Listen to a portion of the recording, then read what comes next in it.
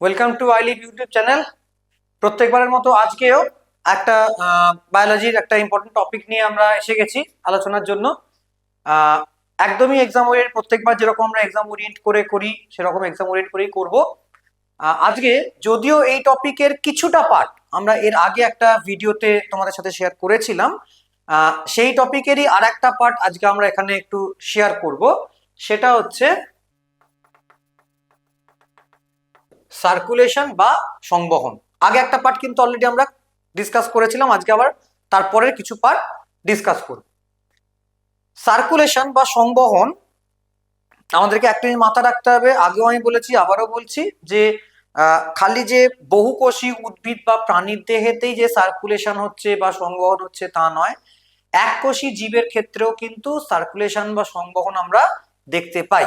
ঠিক আছে, তো এককোষী জীবের ক্ষেত্রে আমরা সার্কুলেশন বা সংবহনটা মোটামুটি বলতে পারো সাইটোপ্লাজমিক মুভমেন্টের মাধ্যমে আমরা দেখতে পাই, যেখানে বহুকোষীদের ক্ষেত্রে নির্দিষ্ট একটা সিস্টেম রান করে। তো সার্কুলেশন বা সংবহন আমি যদি প্রাণীর ক্ষেত্রে কথা বলি, প্রাণীর ক্ষেত্রে বলে থাকি, তাহলে একটু মনে করে দেখো, আমরা সার্কুলেশন বা সংবহনে কয়েকটা গুরুত্বপূর্ণ অঙ্গ বা অর্গানের নাম বলেছিলাম আগের ক্লাসে।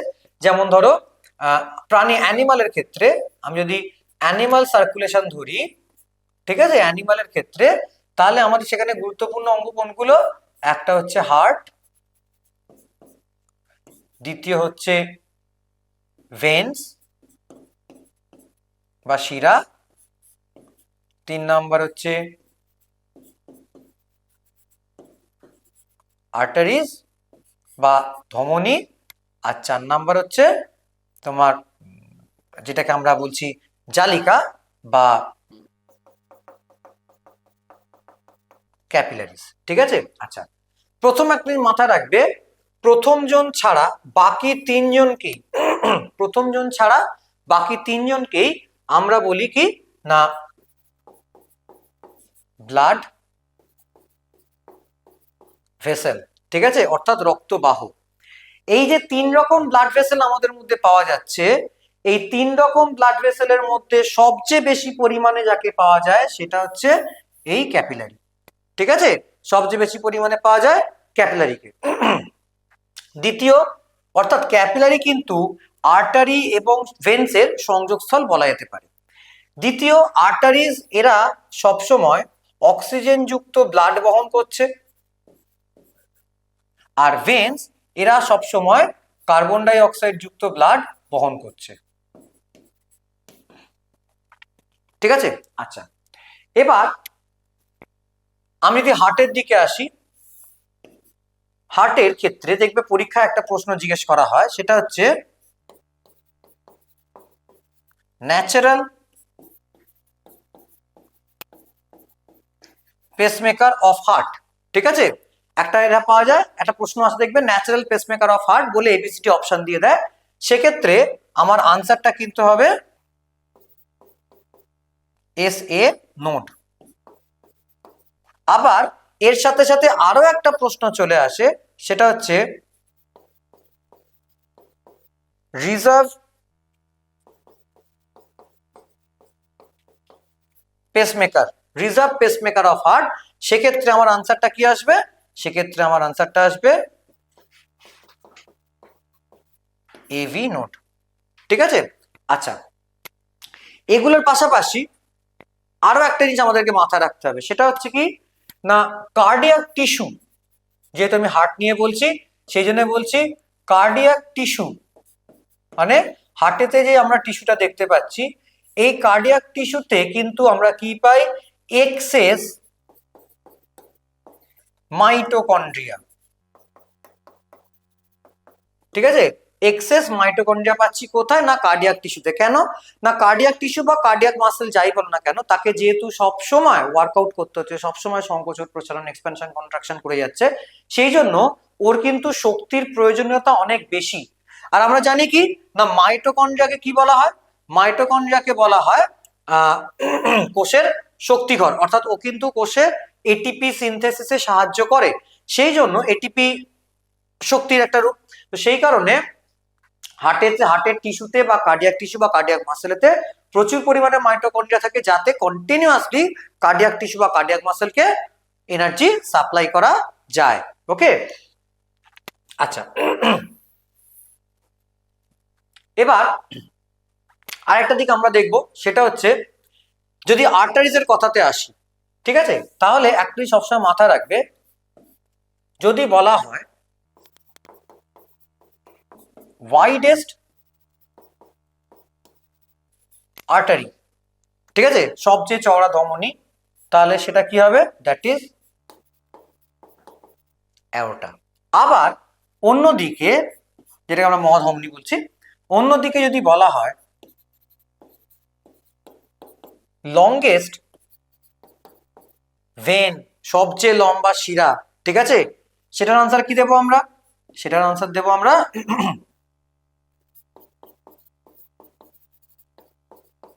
ইনফেরিয়র ভেনা কাভা, ঠিক আছে। ভেনা কাভা আমাদের দু রকমের হয়, superior vena CAVA, inferior vena CAVA. তো ইনফিরিয়র ভেনা কাভাটা হচ্ছে আমাদের দেহের লংগেস্ট ভেন, সবচেয়ে লম্বা শিরা, অ্যাওর্টা হচ্ছে সবচেয়ে চওড়া ধমনী, ঠিক আছে। আবার এদিকটা একটু মুছলাম। আবার যদি বলা হয়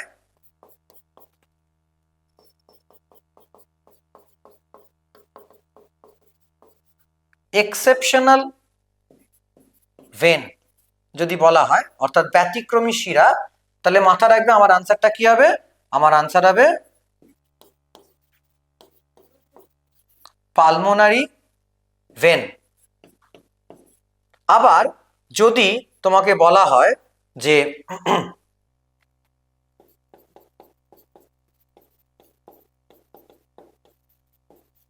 এক্সেপশনাল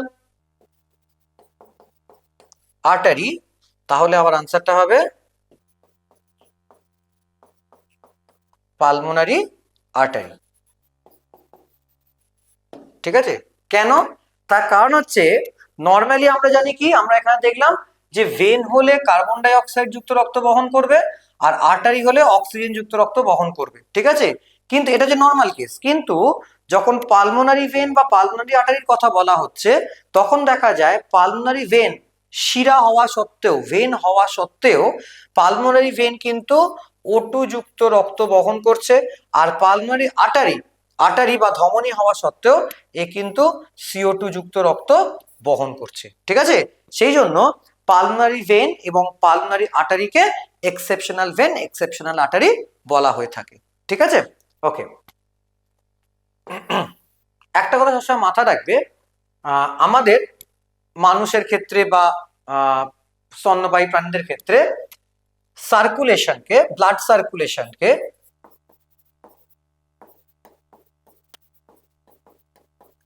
সার্কুলেশনকে ধরো হিউম্যান, আমরা যদি বলি হিউম্যানের ক্ষেত্রে এটাকে বলা হচ্ছে কি না,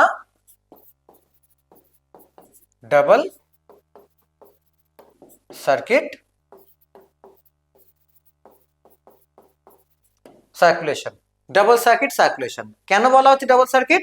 তার কারণ হচ্ছে হিউম্যানের ক্ষেত্রে কোনোভাবেই সংবহন তন্ত্রে কার্বন ডাই অক্সাইড যুক্ত রক্ত এবং অক্সিজেন যুক্ত রক্ত মিশে যায় না, দুটো সম্পূর্ণ আলাদা আলাদা ভাবে সার্কুলেটেড হতে থাকে। সেই কারণে মানুষের ক্ষেত্রে যে ব্লাড সার্কুলেশন আমরা দেখি, হিউম্যানের ক্ষেত্রে যে ব্লাড সার্কুলেশন আমরা দেখছি, সেটাকে আমরা বলছি ডাবল সার্কিট সার্কুলেশন। ওকে, আচ্ছা, বেশ। এবার আরেকটা পয়েন্ট আমাদেরকে, নেক্সট আরেকটা পয়েন্ট আমরা মাথায় রাখবো, সেটা হচ্ছে cardiac muscle.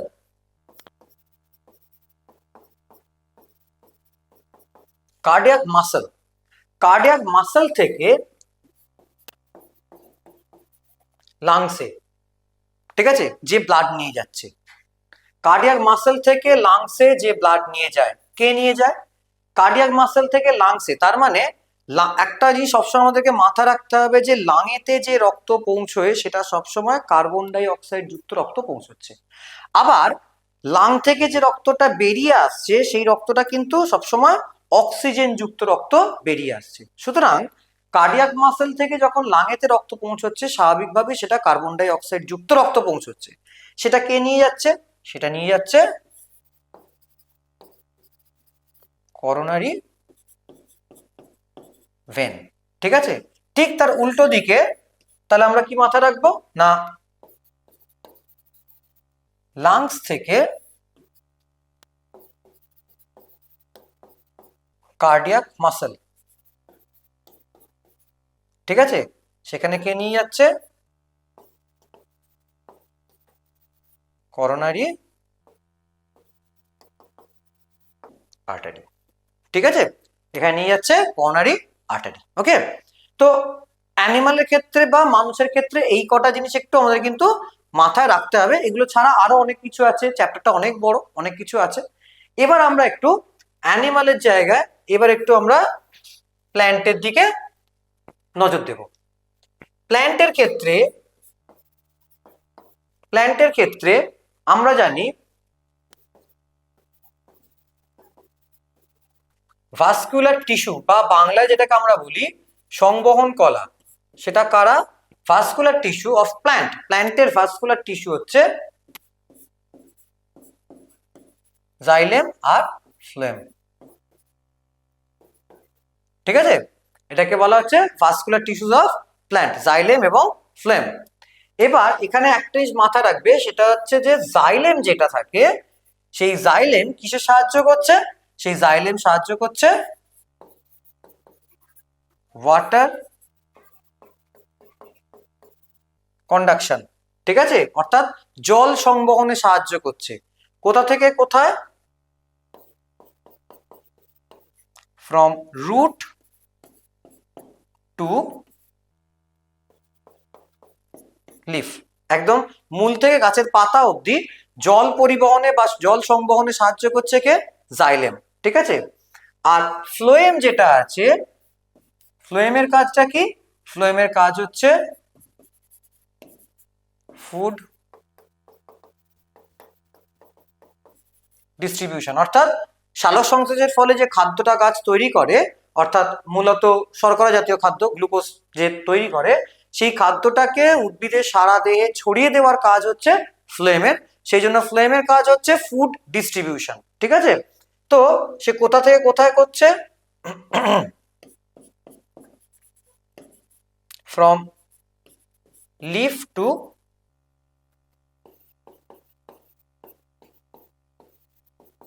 other parts of the plant body।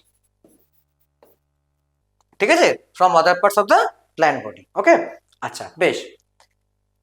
এটা ছাড়া আরেকটা জিনিস আমাদেরকে একটু খেয়াল রাখতে হবে, কি? জাইলেম যে চারটে কম্পোনেন্ট দিয়ে তৈরি, সেই চারটে কম্পোনেন্টের মধ্যে তিনটে মৃত, একটা জীবিত, অর্থাৎ জাইলেম প্যারেনকাইমা ছাড়া জাইলেমের যাবতীয় কম্পোনেন্ট মৃত। সেই কারণে জাইলেমকে বলা হয় ডেড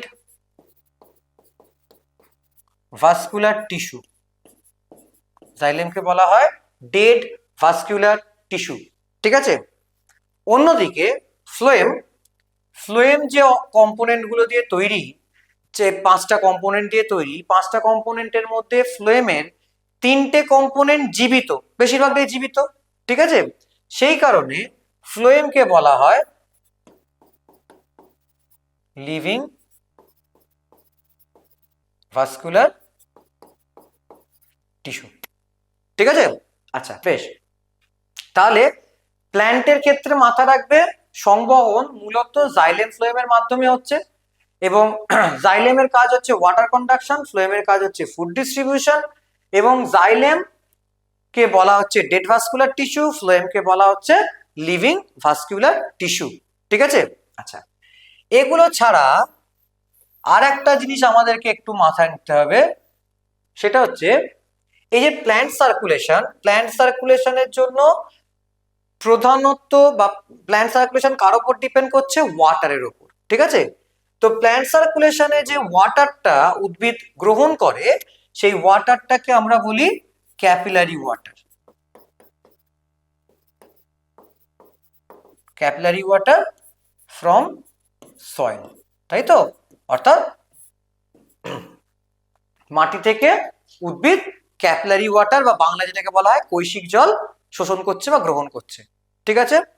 তো এই যে কৈশিক জল শোষণ করছে বা গ্রহণ করছে কার মাধ্যমে করে? আমরা অনেক সময়তেই বলে দিই যে উদ্ভিদ তো মূলের মাধ্যমে জল শোষণ করে, কিন্তু মাথার আগে পরীক্ষার সময় অপশনগুলো অত সোজাসুজি অপশন দেখে মনে হলো অপশনগুলো কিন্তু অত সোজাসুজি থাকে না। মাথায় রাখবে ওখানে কিন্তু তোমার অপশনেতে রুটও থাকতে পারে, আবার তার সাথে সাথে আর একটা জিনিস দিয়ে দেয়, সেটা হচ্ছে রুট হেয়ার। মাথায় রাখবে অপশনে যদি রুট হেয়ার বা মূলরোম থাকে তাহলে আনসার কিন্তু আমাকে রুট হেয়ারই করতে হবে, কারণ রুট হেয়ারের মাধ্যমে উদ্ভিদ ক্যাপিলারি ওয়াটার বা কৈশিক জল সংক্রমণ করে থাকে, এই সংবহন বা শোষণ করে থাকে। ঠিক আছে? সুতরাং পাশাপাশি আরো একটা জিনিস মাথায় রাখবে, এই যে রুট হেয়ার, এই রুট হেয়ার কিন্তু ইউনিসেলুলার স্ট্রাকচার, অর্থাৎ এককোষী গঠন। তার মানে এখান থেকে আরো একটা পয়েন্ট আমাদের বেরিয়ে আসে, সেটা হচ্ছে উদ্ভিদ সংবহনের ক্ষেত্রে একমাত্র রুট হেয়ার হচ্ছে এককোষী গঠন, যে উদ্ভিদ সংবহনের পদ্ধতিতে বা যে সিস্টেমটা তাতে অংশগ্রহণ করে থাকে। ঠিক আছে? তাহলে এককোষী গঠন হিসেবে রুট হেয়ার অংশগ্রহণ করে। মৃত সংবহন তোমার কলা বা ডেড ভাস্কুলার টিস্যু হিসেবে জাইলেম পার্টিসিপেট করছে, অংশগ্রহণ করছে। আবার ওদিকে সজীব সংবহন কলা বা লিভিং ভাস্কুলার টিস্যু হিসেবে ফ্লোয়েম পার্টিসিপেট করছে বা অংশগ্রহণ করছে। ঠিক আছে? তো আর কি না, উদ্ভিদ সংবহনের ক্ষেত্রে উদ্ভিদ মূলত কোন জলটা ব্যবহার করছে না, ক্যাপিলারি ওয়াটার। আরো এখানে আরো একটা জিনিস বলে রাখি যে সংবহনেতে ওয়াটার ইউজ হচ্ছে, উদ্ভিদ সয়েল থেকে ওয়াটার কনজিউম করছে, এই জলটা পাতায় পৌঁছচ্ছে, পাতায় সালোক সংশ্লেষ হচ্ছে, তাই তো? পাতায় সালোক সংশ্লেষের ফলেতে শর্করা জাতীয় খাদ্য তৈরি হচ্ছে। এই সালোক সংশ্লেষের সময় যে জলটা উদ্ভিদের কাছে অপ্রয়োজনীয় হয়ে যাচ্ছে বা অতিরিক্ত হয়ে যাচ্ছে, সেই জলটা কিন্তু উদ্ভিদ রিলিজ করছে কি হিসেবে? In the form of vapour, water vapour. ঠিক আছে? বাষ্পের আকারে সেটাকে ত্যাগ করছে। এই বাষ্পের আকারে যে উদ্ভিদ জলটাকে ত্যাগ করে, এই পদ্ধতিটাকে যে প্রসেসে ত্যাগ করছে, ঠিক আছে, সেই প্রসেসটাকে আমরা কি বলি? সেই প্রসেসটাকে আমরা বলি